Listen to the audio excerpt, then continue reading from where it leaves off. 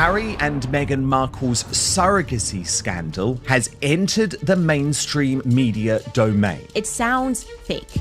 Harry and Meghan Markle's alleged surrogacy controversy has now spilled into broader media discussions. It's so disgusting. People think her kids are fake. They think they're AI. At first glance, it might sound absurd, but what if one of the most publicized royal births wasn't quite what the palace presented? Take a listen. This scandal comes as no surprise. Speculation about the children has been simmering for years. For some, the notion feels disturbing. For years, Prince Harry and Meghan have portrayed Archie's arrival as a carefully protected event, wrapped in secrecy, privacy, and independence from palace control. Yet whispers and online debates have often gone further, with some insisting their children were not real or even joking they looked artificial. Now critics are speaking out with force, pointing to documents, timelines, and testimony they claim undermine the official narrative. It was shocking and completely inappropriate, one voice declared, hinting that something more troubling may have been hidden behind the hospital curtains. For those who have followed the speculation, this development feels almost inevitable. Rumors have swirled for years. At the heart of the latest firestorm is commentator Candace Owens, who admitted that even a brief clip on the topic left her irritated and ready to call out what she believes are glaring contradictions in Meghan's version of events. Owens questioned whether Meghan's storytelling makes her appear more admirable or simply self-absorbed, and she's not alone. The inconsistencies are so bold that medical professionals and palace insiders alike have expressed disbelief. The situation, they argue, cannot be brushed aside until clear proof is offered. From Harry's own memoir to alleged staff recollections, the official timeline doesn't just feel unusual, it borders on unbelievable. His writing paints a vivid picture, but when studied closely, experts say it reads more like performance than fact. Consider the claims, multiple epidurals, an unusually swift hospital release, and varying reasons why. The media wasn't alerted. The palace is even facing demands from some quarters to suspend Archie and Lilibet's positions in the line of succession until the Duchess provides indisputable evidence of delivering them herself. Taken together, these fragments do not form a fairy tale, but rather a puzzling web of contradictions. And here lies the unsettling twist. If even a portion of the account fails to hold up, the obvious question becomes, what was being hidden and why? If the timeline truly crumbles, then it is not just a matter of storytelling. The bond of trust between Meghan, Harry, and the millions who celebrated Archie's birth could have been fractured from the beginning. But before leaping to conclusions, the details deserve a closer look. Because once you follow the evidence step by step, the picture may alter the way this royal chapter is remembered forever. Harry's memoir, a global bestseller, lays out a dramatic recollection of Archie's birth at London's Portland Hospital. In it, Meghan is said to have endured not one but 2 epidurals before departing with her newborn only a short while later. The retelling feels glamorous, even empowering, a story designed to show control and resilience. Yet once professionals examined the timeline, questions multiplied. This crisis won't die down until the irrefutable truth comes out. First, the idea of 2 epidurals in the middle of labor raised red flags. An epidural is not a casual injection. It involves threading a catheter near the spinal column. Replacing it mid-process is not only highly unusual, but risky. Why would such a procedure occur unless absolutely necessary? As some critics bluntly put it, prove it. Produce a DNA test or proper delivery record. Others accuse Meghan of performing motherhood rather than living it authentically. Second, Harry's recovery description is medically questionable. New mothers who receive pain management or experience complications are nearly observed for at least a full day. Yet Harry wrote that Meghan was home with Archie in only a couple of hours. The geography adds more doubt. Portland Hospital sits in central London, while Frogmore Cottage lies a significant drive away. Between discharge formalities, infant checks, and the commute itself, the timeline doesn't reconcile. To many, it reads rushed, too neat, and suspiciously convenient. Which naturally sparks the question, if this story doesn't align with reality, why present it this way? If one piece of the puzzle is inaccurate, how many other elements might also be embellished? And this is only the beginning. The contradictions intensify once we examine how the palace itself communicated the news. If Harry's version raised doubts, Meghan's approach to the press fanned the flames. By long-standing royal tradition, the birth of a child follows a strict protocol. The monarch is informed first, an official bulletin is issued, and the press receives immediate notice to share with the world. But when Archie was born, those conventions seemed to dissolve. Instead, Meghan offered not one, but 3 shifting explanations for the unusual silence. In one telling, she emphasized her right to privacy. In another, she cited supposed complications. And in yet another, the reasoning changed again. Observers asked, if the truth were simple, why did it need multiple versions? Even seasoned royal correspondents admitted to confusion. Some were told Archie had already arrived hours before official confirmation, while others were given updates suggesting the Duchess was still in labor when she was not. This inconsistency did not simply bend protocol, it shook the credibility of the institution.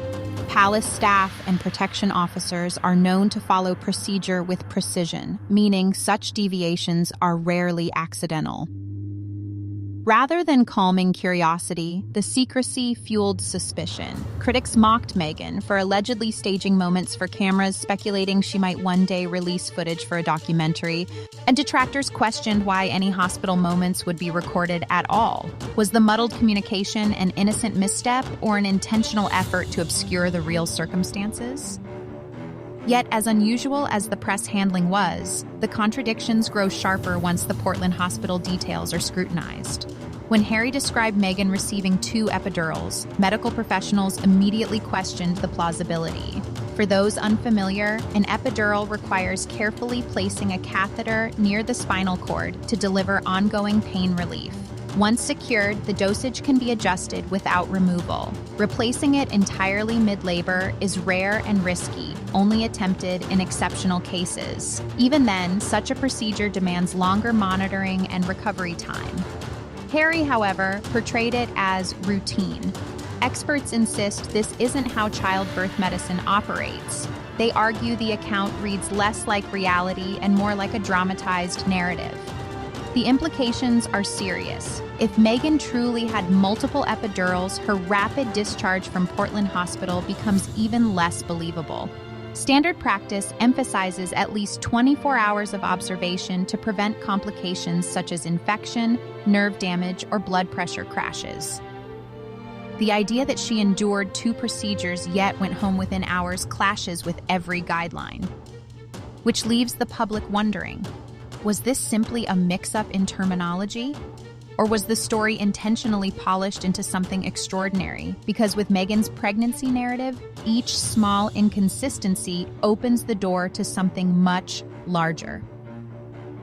Childbirth is not something one simply walks away from in a few hours, no matter the privilege. Routine cases require careful checks for both mother and infant before any discharge. If complications such as preeclampsia are involved, a condition Meghan has alluded to, the notion of an early release Does it make you sound like a better mom? It makes you sound like really kind of into yourself in a way? Ace becomes even more implausible. Preeclampsia is not minor. It can trigger seizures, organ issues, and dangerously high blood pressure. Mothers facing it are typically observed for days. Yet Harry's account suggests Meghan delivered, received interventions, and was back home in the time span of an evening. Doctors reviewing this timeline have called it unrealistic at best and reckless at worst. The contradictions cut even deeper given Meghan's own advocacy for maternal health. She has spoken openly about the importance of thorough care for mothers worldwide. If her personal story of a quick discharge is true, it undermines the very principles she promotes. And if it is not, then the public has been given a carefully edited narrative. Either way, questions multiply, and the doubts only intensify once alleged insider testimonies are considered.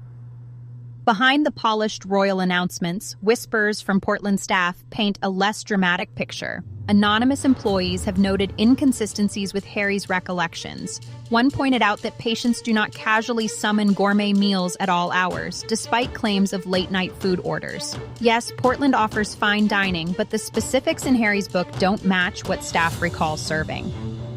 Another detail involves the so-called secret elevator. Harry described a hidden system, yet longtime staff insist no such feature exists. While the hospital does prioritize discretion, insiders say it functions like other luxury facilities, with private corridors but nothing resembling a clandestine escape route. Describes her very well. He does this by taking a look. Absolute media manipulation. But I thought tonight this was really ridiculous. Individually, such discrepancies may seem trivial. Together, they suggest a story shaped for public consumption, rather than grounded in fact. And when insiders hint Meghan's stay was less eventful than portrayed, the official timeline feels increasingly fragile. Critics like Candace Owens have seized on these weak points, arguing that if small details collapse under scrutiny, then broader claims must also be questioned. Was the couple embellishing for sympathy, or were they deliberately trying to control every aspect of the story? Either way, the leaks push the public away from trust and closer to doubt. By now, the contradictions have mounted beyond casual gossip. They demand explanation. If the memoir timeline doesn't add up, if the hospital anecdotes fall apart, and if insiders contradict official accounts, then the question becomes unavoidable. Why? Why would Meghan and Harry feel compelled to adjust or embellish something as personal as their child's birth? Some argue it was about maintaining control, protecting their narrative in a system where privacy is rare. Others believe it was a deliberate strategy to generate sympathy, casting Meghan as a woman enduring extraordinary struggles under relentless pressure. And still others suggest the secrecy wasn't about Meghan herself, but about shielding the monarchy from inconvenient truths. Regardless of motive, the effect has been the opposite of reassurance. Rather than silencing critics, the shifting details provided them with endless ammunition. Every changed version, every blurred timeline, every conflicting note fed the perception of dishonesty. And once public trust begins to erode, regaining it becomes nearly impossible. Candace Owens' criticisms tap directly into this fragile trust, amplifying doubts that were already simmering. Her central argument resonates: if a royal couple cannot be clear about a birth, what else might they be concealing? Whether this was a public relations misstep or a web of half-truths, the end result is the same: skepticism about the integrity of the entire account. Which brings us to the final reckoning: the contradictions, the consequences, and what they mean for Harry and Meghan's credibility moving forward. And so the story comes full circle. From disputed medical details to questionable hospital anecdotes, Meghan's pregnancy tale is riddled with inconsistencies. Some may miss it as careless storytelling, others see a carefully crafted narrative. But what remains undeniable is that the truth is buried beneath confusion. Owens may have fanned the flames, yet her commentary exposes questions many have whispered for years. The timelines do not match, the explanations conflict, and each new claim only deepens the doubt. But here's the most striking twist. This isn't the only part of Meghan's story under scrutiny. For those who found the pregnancy timeline strange, another controversy looms even larger: her age. Her own father, Thomas Markle, has stepped forward with allegations that could alter public perception of Meghan in ways few anticipated. That revelation connects directly to the contradictions examined today and exposes even more secrets that were never meant to surface. To see how those pieces link together, you won't want to miss our earlier deep dive. It follows the same trail and uncovers just how deep this rabbit hole might go. This is Rising Lights, where the truth behind celebrity headlines is always closer than it first appears. Stay questioning, stay observant, and I'll see you in the next chapter.